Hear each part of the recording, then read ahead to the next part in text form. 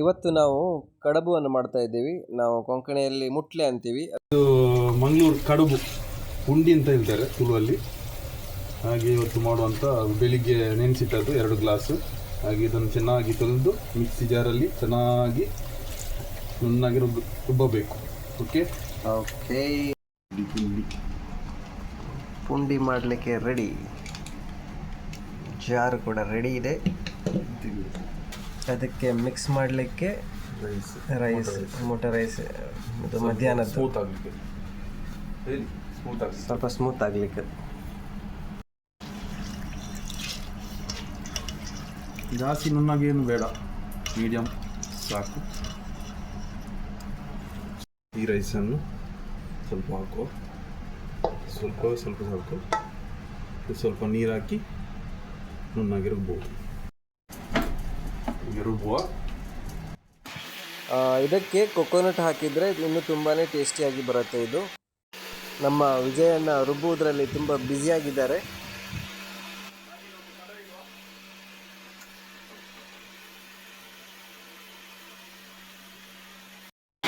ಸಾಕು, ತೆಗೆಯುವ. ಇಷ್ಟು ಬೇಗ ಸಾಕಾ? ಸಾಕು, ಜಾಸ್ತಿ ಏನು ಬೇಡ. ಡೈರೆಕ್ಟ್ ಇದಕ್ಕೆ ಹಾಕುವ. ಅದರಲ್ಲಿ ಮೊದಲು ನಾವು ಕೊಕೊನಟ್ ಆಯಿಲ್ ಹಾಕೊಂಡಿದ್ವಿ ಅಲ್ಲ. ಓಕೆ, ಇದು ಹೇಗೆ ನಾವು ಹೀಗೆ ಫ್ರೈ ಮಾಡ್ಕೊಳ್ಳೋದು? ಇನ್ನು ಫುಲ್ ಅದನ್ನು ಲೋ ಫ್ಲೇಮ್ ಮಾಡಿಟ್ಟು ಚೆನ್ನಾಗಿ ಕಳಿಸ್ಬೇಕು. ಲೋ ಫ್ಲೇಮಲ್ಲಿ ಕಲಿಸ್ಕೊಳ್ಬೇಕಂತ ಇದು.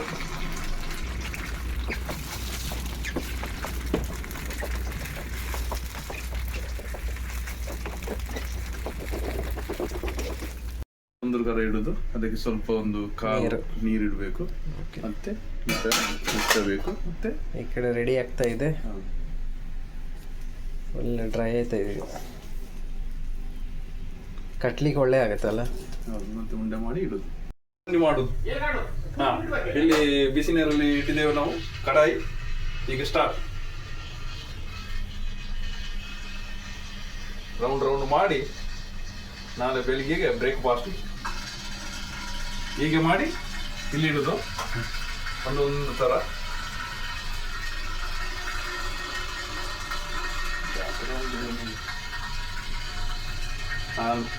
ಮತ್ತೊಬ್ಬರು ಬರ್ತಾರೆ, ನಮ್ಮ ಹೀರೋ.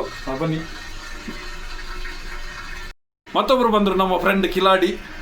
ನೋಡಿ, ಈಗ ಅವರು ಪುಂಡಿ ಮಾಡ್ತಾ ಇದ್ದಾರೆ. ನಮ್ಮ ಹುಡುಗಿ ಇಲ್ಲಿದ್ದು. ಇದು ಒಳ್ಳೆ ನೈಸ್ ಆಗಬೇಕು, ಊಟಾಗಿ ಅದಕ್ಕೆ ಬಿಡಬೇಕು. ಅದೇ ಸೈಜಲ್ಲಿ ಬರಬೇಕು ಅದು.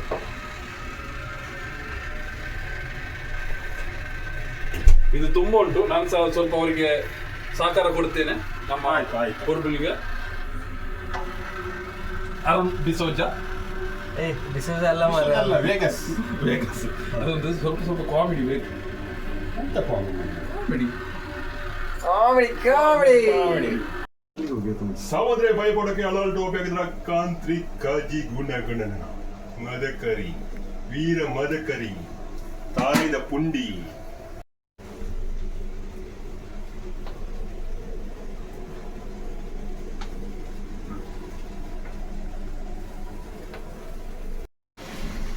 ಈಗ ನಮ್ಮ ಗಲ್ಪು ಪುಂಡಿ ರೆಡಿ. ಆಹಾ, ಹೇಗೆ ಬಂದಿದೆ ನೋಡಿ, ಸ್ಮೂತ್ ಆಗಿ. ಓಕೆ, ನಾಳೆ ಬ್ರೇಕ್ಫಾಸ್ಟಿಗೆ ಎಂತ ಅದು ಎಗ್ ಕರಿ. ಇದ್ರ ಜೊತೆಗೆ ತಿನ್ನೋದು ನಾಳೆ.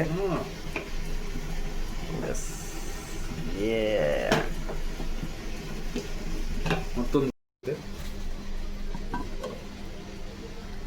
ಪುಳಿ ಪದಾರ್ಥ, Mangaluru style. Mangaluru style. Okay.